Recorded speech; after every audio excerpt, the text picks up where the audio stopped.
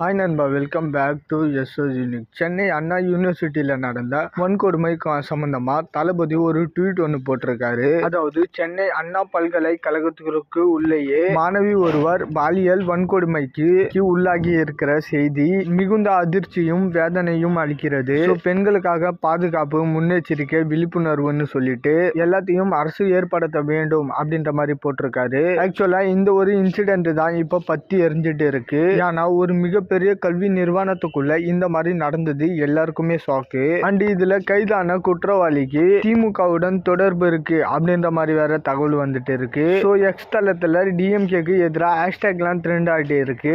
And ஒருத்தவங்க தைரியமா ஒரு காலேஜ்குள்ள போயிட்டு இந்த வேலையை பண்ணும்போது கண்டிப்பா அவனுக்கு பின்னாடி ஒரு மிகப்பெரிய அரசியல் பின்புலம் இருக்கும். ஸோ அதனால ஊழல் பண்ணி உள்ள போனவரை கூப்பிட்டு திரும்பவும் அமைச்சர் ஆக்கின மாதிரி இப்ப இவனையும் உள்ள போயிட்டு வந்ததுக்கு அப்புறம் இவனுக்கு ஏதாவது பொறுப்பு கொடுத்தாலும் கொடுப்பாங்க.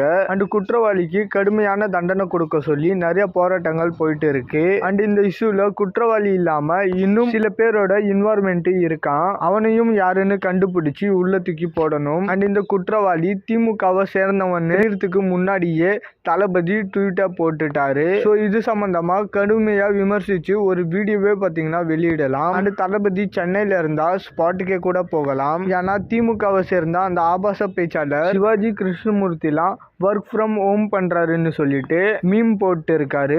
ஸோ அவங்களே தளபதி களத்துல இறங்கணும்னு ஆசைப்படுறப்போ தளபதி இறங்கி அடிச்சா நல்லா இருக்கும். ஓகே நண்பா, இதை பத்தினா உங்களோட கருத்துக்களை மறக்காம கமெண்ட்ல சொல்லுங்க. அண்ட் இந்த மாதிரி தளபதி பத்தின அப்டேட் தெரிஞ்சுக்க மறக்காம எஸ்எஸ் யூனிக் சேனலை சப்ஸ்கிரைப் பண்ணி சப்போர்ட் பண்ணுங்க. இதோட வீடியோ முடிச்சுக்கிறேன். ஓகே, பாய்.